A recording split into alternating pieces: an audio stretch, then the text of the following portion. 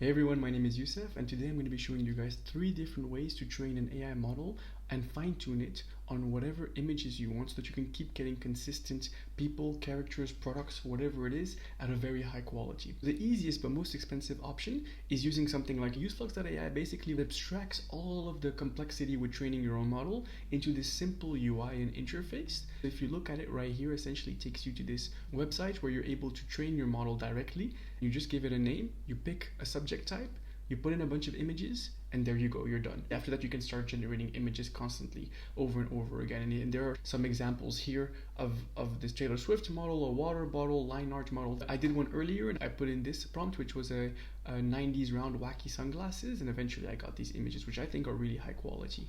But this is the most expensive version, obviously, because someone went through the hassle of setting all of that for you. And so you'll notice here that essentially it's going to be $16 on the cheapest plan, and you can only train one model and you get 80 images per month. And maybe that sounds good for you, that's very cheap, but there is an alternative way which is a lot cheaper, but it requires a bit more work. But if you're willing to do it, then you can train as many models as you want, and training a model only costs $2. So let's look into that.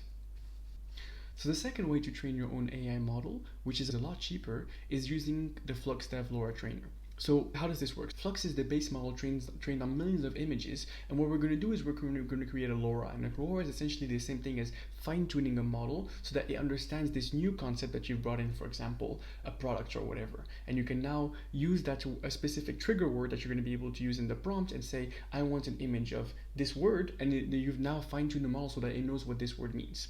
And so the way it works is you come to this website. It's on replicate.com. Replicate.com essentially allows you to rent hundreds of GPUs in the cloud at a very cheap rate, at approximately less than a cent.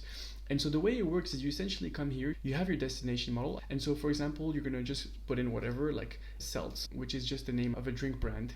And I have here seltzer, and then what I need to do is I need to input a bunch of images. So for your input images, what you'll want is you'll want to create a folder and upload 10 to 20 different images of your product. So in this case, for example, I've run with Seltz, which is an alcoholic drink, and I have it in a bunch of different angles, different shapes, different types of content, and that way the model will have a better understanding of how this product looks like from different perspectives. And so once you've put them all here, simply what you can do is you've put them all in a folder, you can come here and you can right click on compress, and it will create a zip file, and this is the zip file that you'll see right here, and this is what you can drag inside the input images.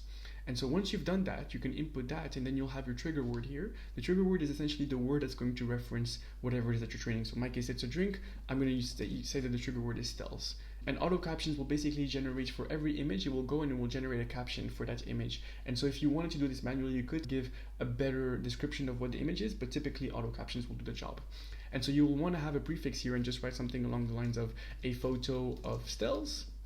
You can describe it if you want, but I wouldn't. I would just do a photo of stealth, and so that it knows that this is what it's looking at is stealth. And what stealth is going to be what's referenced on the image. And so here is the steps. The more steps you do, the longer the training lasts, the more expensive it is. But if you keep it at 1,000, it's going to be approximately $2, and you can get some really high quality stuff. If you want even better quality or higher fidelity, especially if the object is very complex, then you'll want to go for higher steps. I wouldn't touch any other stuff. The learning rate is, you leave it the way it is. The LoRa rank, again, you can increase that if you think that it's worth it. I've tried with 16, I've tried with 32. I think it's pretty good either way, but you'll get very good results with 16. But if you really think that this is going to be super complex of an object to replicate, then you probably want to have a higher LoRa rank, a higher number of steps. Your repo ID, your Hugging Face repo ID, is essentially where that model is going to be stored. So what you'll want to do is you'll want to go to Hugging Face, and here you'll want to go to a new model, and you're going to create the new model name, which is going to be whatever, something along the lines of my model. And then you're just going to create the model. Once you create the model, you can go here and you can go to your models, and you'll find it here. For example, this is the one I had created, and you'll want to just copy this, which is essentially your ID. So if you go back to your replicate, you can just put the repo ID here, and then the repo token, you'll notice that I've done this before, but if you go back here, you can find in your settings, you can go to your access tokens here, and you can create. So I've done a Flux training one that I've used, but essentially what you do is you create a new token right here. You call it whatever you want, so Flux. And then what you'll do is you want to basically check all of these ones here so that it is able to actually make calls to your model later on. And you want to search for your repo. Say it was called Seltzer, so you want to add it here. That was the name of the model that you just created. So once you do that, you can just create the token and you're good to go. Then you're going to want to copy it right here. You want to copy your token, and then you're pretty much good to go. You can go through the create the training. Keep in mind that this costs money, and so you might get errors if you haven't set up a credit card. So you'll want to go to your account settings right here, go to billing, and manage your billing, and then add a payment method.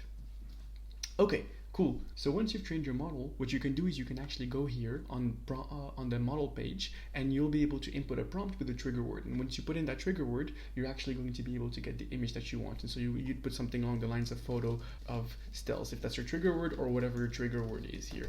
And then hopefully an image comes out. And you have all these things that you can tweak, but typically I'll just change the number of outputs if I want 1 or 4 images, and then the number of inference steps. 28 to 32 is a good range, and you can play around with these, but these are already quite a good spot already to begin with.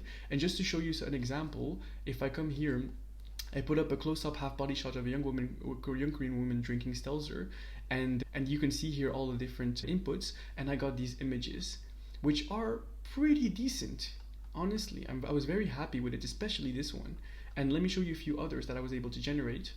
So I really like this one, which is the one you see here, and I also managed to get something like this, which is really nice, and then these 2 guys drinking it. And so this is just based on the images that you got from here, just training this one. And obviously they're not perfect, right? Because for example, here you'll see that I messed up the title of the drink, but it gets very close, and you can take this and use Photoshop or whatever. But in total, this cost me approximately $2 to train the model, and then another 5 to 10 cents per image. And so that's a really good deal. It'll take you a long time before you get anywhere close to $100. So as a bonus, I want to show you guys how you can train the model using Replicate, but instead of paying 10, 20, however many cents you have to pay for every single image, you can actually go and download the LoRa, right, which is the fine-tuned aspect of it, and then plug that into DrawThings. So DrawThings, if you don't know, is an app that allows you to run these models locally. It's an app, you can just download this in the App Store, and once you download it here, then you'll have essentially this UI, and you can come here and pick whatever model you want. And so I've downloaded the Juggernaut, the Flux One Schnell, and the Flux One Dev. And the LoRa here, I've actually gone and I went to manage, and then I went to import, and I downloaded the file. How can you download your LoRa? I'll show you right now. So if you head back to your account, you're actually going to be able to click on your profile here and go to the Seltzer models, or whichever name of the repo is, and here you'll find, if you've trained it correctly, you'll find the actual model right here. So if you click on files and versions, you're able to see here the LoRa.save tensors. That's the file that you have to download. And so if you click on it, you can click on download. Once you've downloaded it, you can go back to DrawThings, click on the LoRa, click on import, download file, select from files, and then click on the LoRa, let it download. Now that I've downloaded the LoRa, and I'm using Flux One Dev, which is the base model that we trained all the images on, I can now go and I can put up pretty much the same prompt and get this beautiful image locally now and generate as many images as I want for free. And so that's the beauty of open source software and things like this. And so now you can imagine that like it costs you $2-3 to train a model, but then you can generate thousands of images for free, keep posting them as much as you want, and generating as many as you like. And so I think that's super powerful. And now for the third and for the most advanced users, and you have to have an NVIDIA GPU on your computer, which means that if you're a Mac user, you won't be able to do this. But if you're a PC user and you have your own NVIDIA card, then you're actually able to not only generate all the images on your computer, but then train the model itself on your own computer, which means that you don't have to pay for anything anymore. It's completely free from A to Z. And so the way you do it is that, if you guys don't know, Cocktail Peanuts is the inventor of Pinokio.computer, and Pinokio.computer is essentially a way for you to download a bunch of software that allows you to do AI related products like generate images, generate text, use all these different types of tools on your computer in one device in one click. And so if you download Pinokio, once you go through the download process, you'll have here Pinokio as an app that you can use on your phone. And if you go to Discover, you have this Flux Gym. And so the Flux Gym, this just launched, by the way, 2 days ago from the moment I recorded this video. This was September 6th. We're currently September 8th. And so Flux Gym just launched, and you'll notice that it was NVIDIA only, so I can't run this on my computer right now, but I'm sure that it will be available to all Mac users in the near-term future. But if you go to Flux Gym, you're actually able to download this software. You go through the whole process, essentially, that you just went through on Replicate, but you do it on your own laptop. So this is, you can see this is localhost. This is on his own computer. He's going to upload a bunch of images, the same way we did with the other can.